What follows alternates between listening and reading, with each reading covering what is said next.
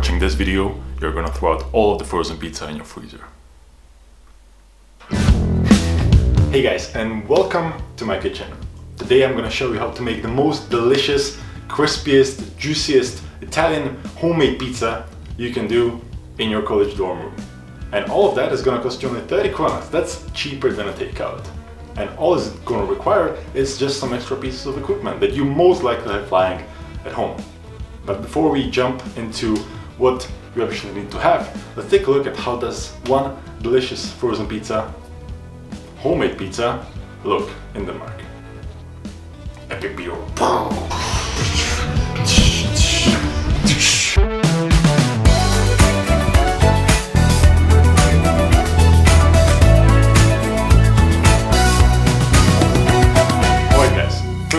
Very most important step before we even begin doing anything.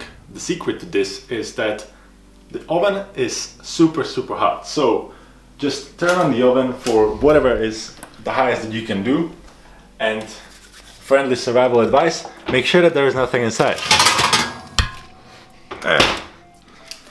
I found out the hard way.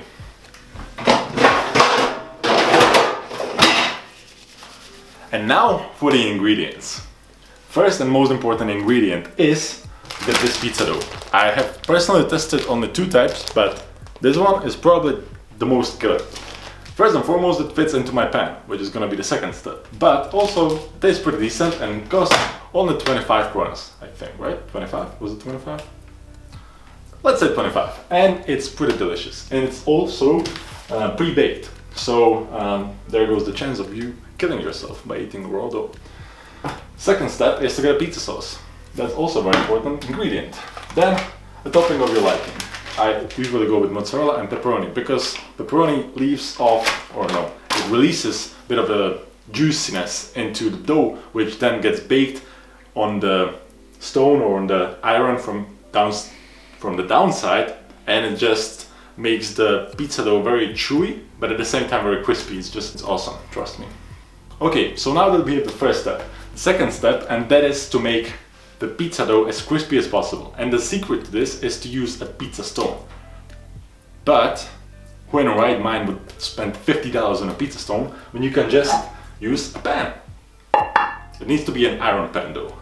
And also make sure that there is no plastic handle because, well, do the math in your head.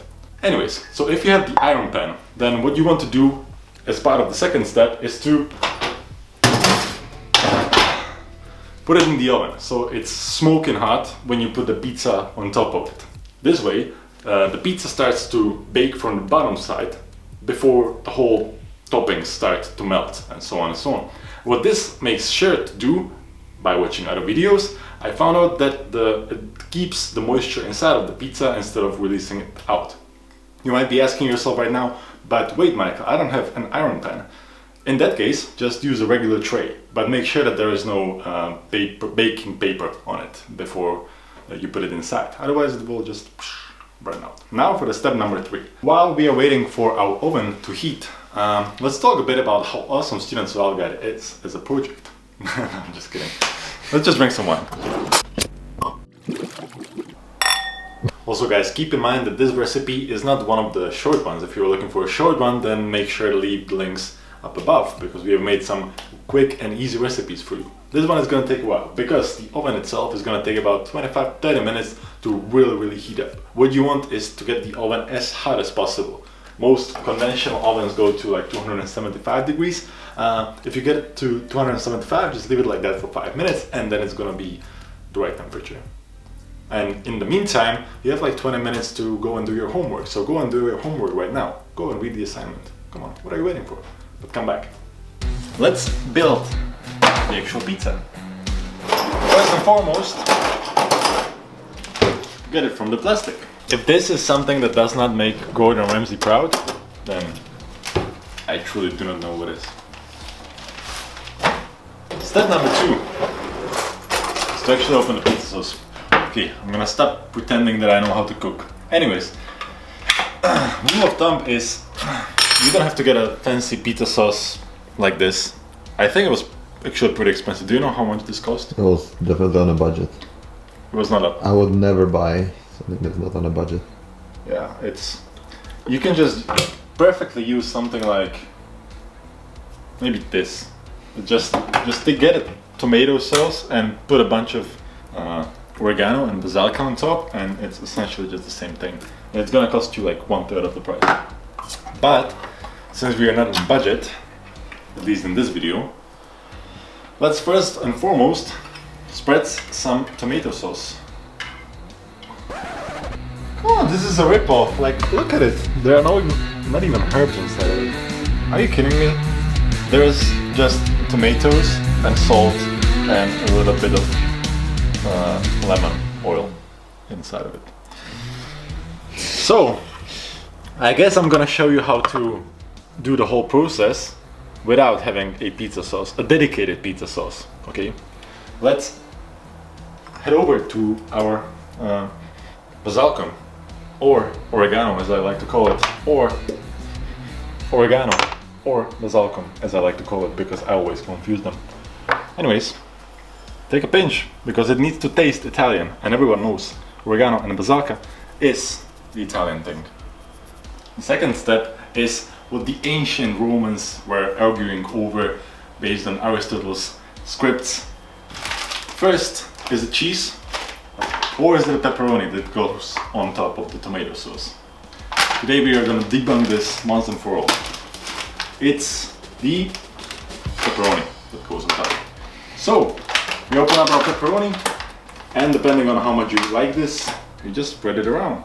It's becoming controversial. Controversial? Yeah. Why? Pepperoni or cheese on the top. You never know. That's the ancient question, really. Audience might be offended. I think Julius Caesar knew the answer, so they just like, you know, that's the real history they don't teach you in the textbooks, because it's the winners that write the history, and you know, it's the people with pineapple on pizza that won, after all, because we still have pineapple on pizza. Nice and beautiful. Good job, guys. Now again, as before, we just spread a nice, gentle amount of mozzarella. So now that our oven is preheated, it's time for step number 3. That is to put the pizza in the oven. But we cannot just put it like it is. Oh, whew, it's hot. Also, make sure to use this before touching that, because yeah, you don't want to touch that with your bare hands. To make sure that the pizza doesn't stick to the pan, you have to use a little bit of regular flour. Sprinkle it a little bit with flour,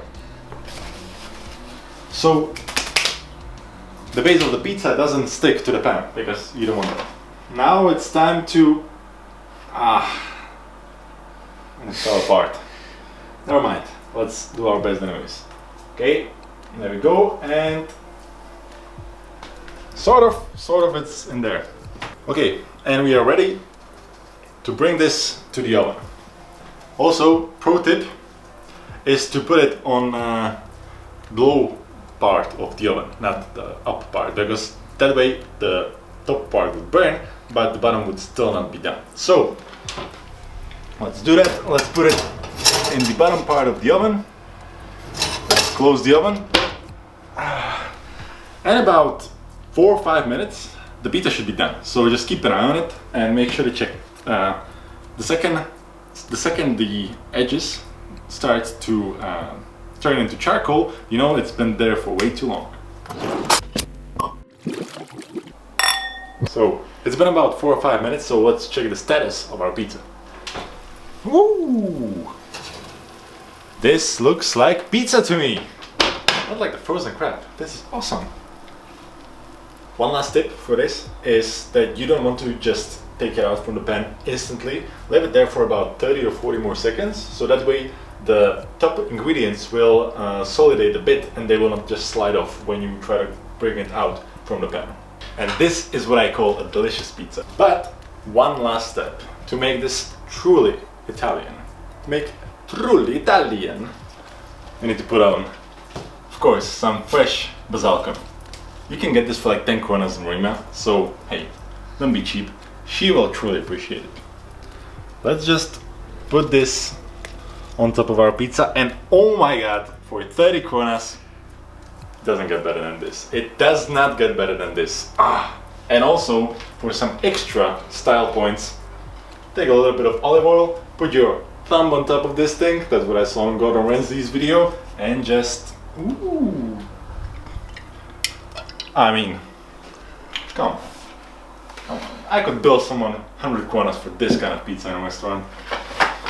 So yeah, now the last step is cut it up. If you want to get a proper results, then make sure to use a pizza cutter. The one that rings when you do the thing.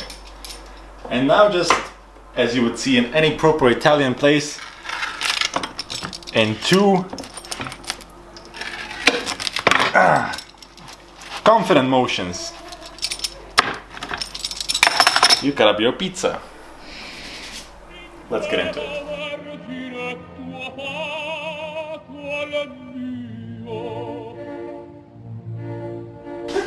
Fancy guy. It's delicious, it's crispy, it's juicy, and the best part, it's not frozen. And only for 30 kronas. So guys, if you enjoyed this recipe, then make sure to write us a comment down below and tell us what do you think that we should show you how to cook next.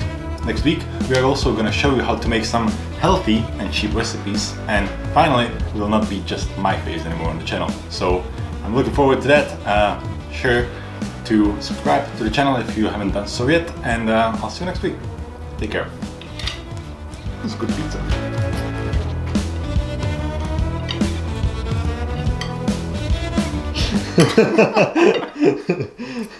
Okay.